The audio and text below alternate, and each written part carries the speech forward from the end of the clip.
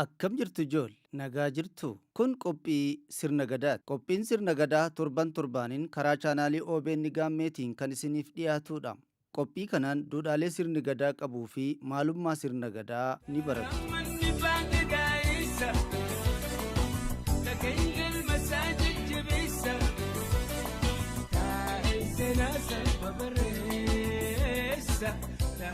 Ijoollee gadaan sirna bulchiinsa dimokiraatawaa uummanni Oromoo waggaa 6400 har'aatiin dura uumatee ofii isaatiif itti wal bulchaa jirudha.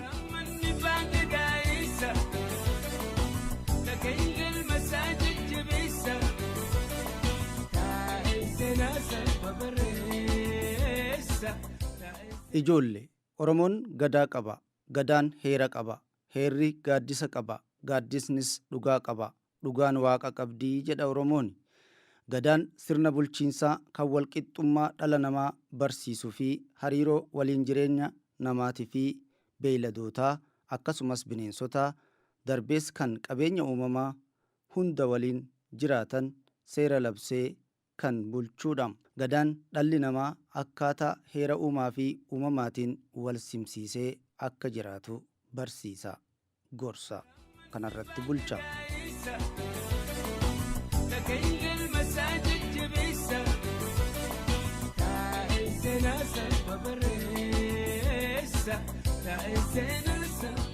Ijoollee sirna gadaa keessatti dhaloonni hundi gaafa dhalatee kaasee haga du'ee addunyaa kanarraa deemutti sadarkaa gadaa keessa dabra.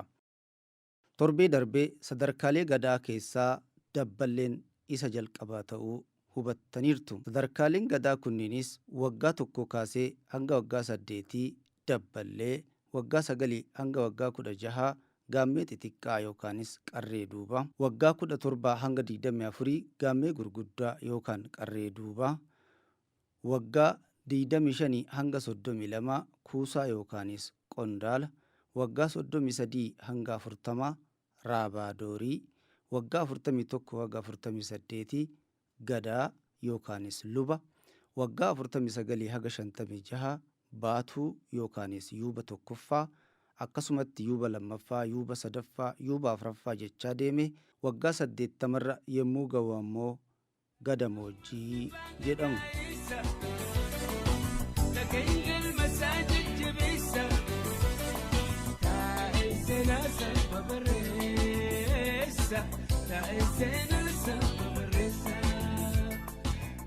Umrii gadamoojjiitiin booda jaarsa, jaarsa raaqaa, jaarsa qululluu jechaa deema.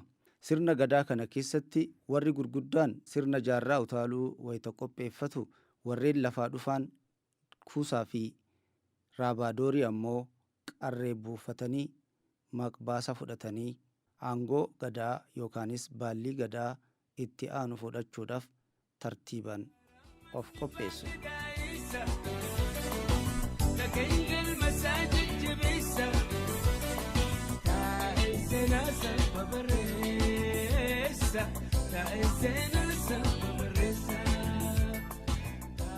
Qophii sirna gadaa torbee kanaatiin akkaataa yaa'a gadaa Oromoo Gujii ilaallaa hanga xumura qophii kanaatti ayaataan nu hordofaa.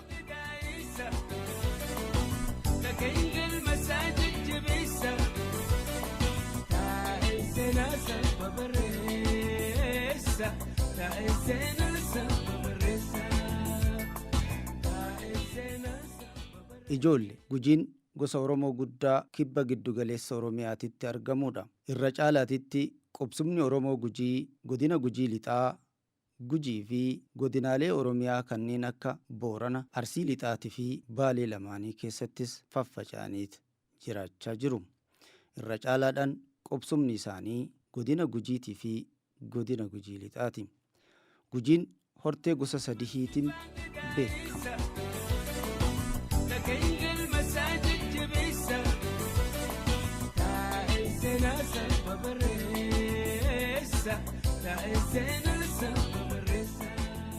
Isaanis uraaga, maattii fi hookuu jedhamuudhaan beekamu.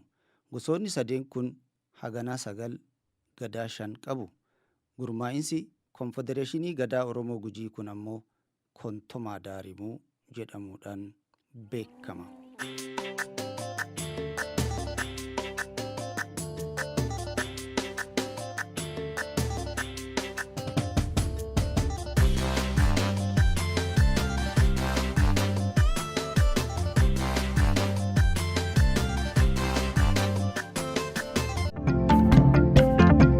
Baalleen shanan gadaa Oromoo Gujii muudana, dhallana, halchiisa, harmuufaa fi roobalee jedhamu.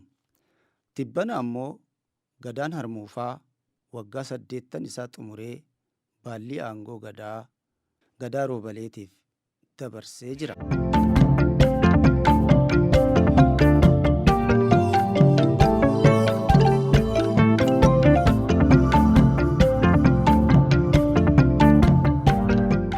Sirna baallii wal harkaa fuudhinsaa yaa'a gadaa Oromoo Gujii baallii 75ffaa kanarratti wantoonni ta'an seerota bakkee ardaa jilaa mi'ee bokkoo kanatti lallabaman akkasumas adeemsa yaa'a baallii sirna gadaa Oromoo Gujii kana bal'inaan itti seenna.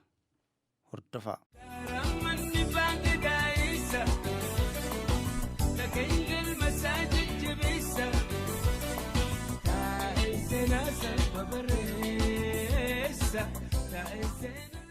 Ijoollee baalliin shananuu waggaa 8 aangoo waliif dabarsu sirna baallii yookaanis aangoo gadaa waliif dabarsuu kanarratti turtii ji'a tokkootiif kan turu yaa'a gadaatu adeemsifama.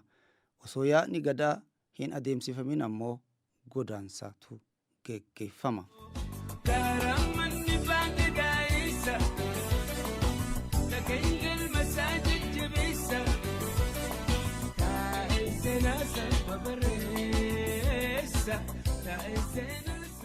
Gujiin gosoonni sadeenuu uraagaa, maattii fi hookuun gabalaa gabalaatti godaansa eegalu.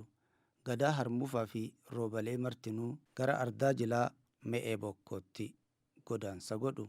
Erga bakka ardaa jilaa me'ee bokkoo tana gahanii gareen qadadduu fi walaannaa galma addaan fageessanii bakka garagaraatitti ijaaru. Kana jechuun qadadduun warra wal gargaaru, warra wal gorsu jechuudha. Walaannan ammoo warra walii faallaa garuu duudhaa sirna gadaa keessatti wal qeequmsa jibban qabne kan waliif geggeessan akkasumas ammoo kan wal jajan faaruu fi weedduu tokko tokkoon kan wal jajan yookaanis wal qeeqanidha. Kunis qeeqa gadaa ofii jabeessuuti malee kan wal jibbaansati miti. Wal jaalalli akkuma duraatitti jira.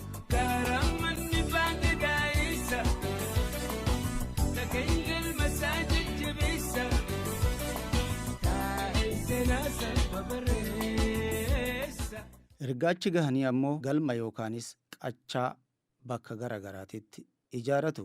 Haga guyyaan baallii wal harkaa fuudhuu gahutti ammoo qachaa kana keessa jiraatu.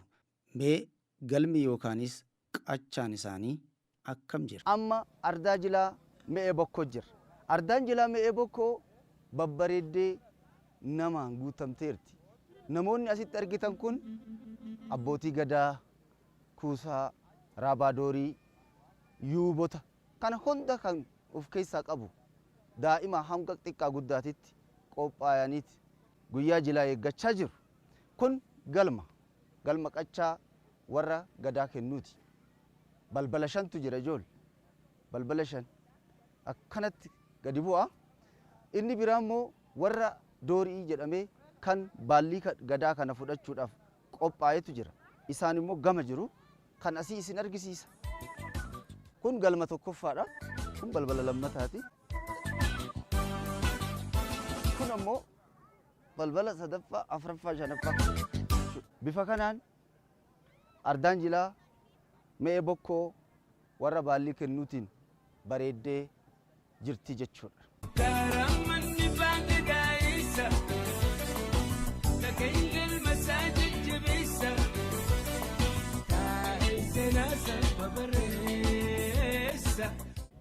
Maqaan kee Jaarsoo Dhugoo jedhani. Jaarsoo Dhugoo Bunaati. waaqa abbaa waaqayyo waaqa ulaa waaqa malkaa waaqi mee bokkoo waaqi bokkuu gurraachaa lafa tana eebbisi kumii tana eebbisi oromoo eebbisi gujii eebbisi ilmee eebbisi intala eebbisi maatii xixiqqoo tana waaqayyo nuu guddisi barumsa nuu sammuu sii qari nu nageessi. Hiriira yaa'u gareen dooriitii fi gareen baalli kennu kayyuubaa hundi isaatu jal'aabaan gurmaa hanga achitti deemnutti asii ammoo qophiin ka'umsaa taasifamaatti jira. Ardaan jilaa mee bokkoo kana fakkaattii jechuudha.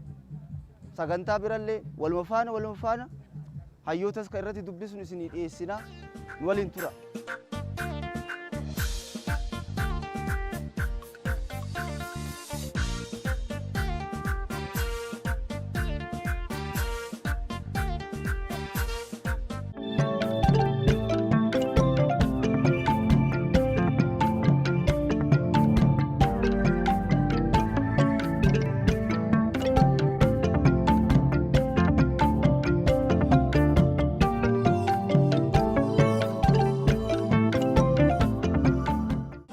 ganama ammoo qachaa kanarraa ka'anii gara bakka lallabni seeraa qorbaan mari'atame itti taasifamu qoolloo jedhamutti yaa'u.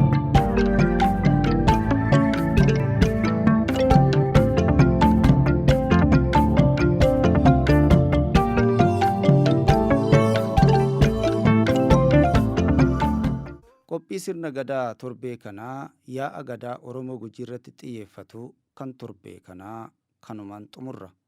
Torban kutaa lammaffaasaa qabannee isiniif dhiyaanna. Hammasitti qophiilee OBN gaammee hafan daawwadhaa jechaa nagayatti jenna.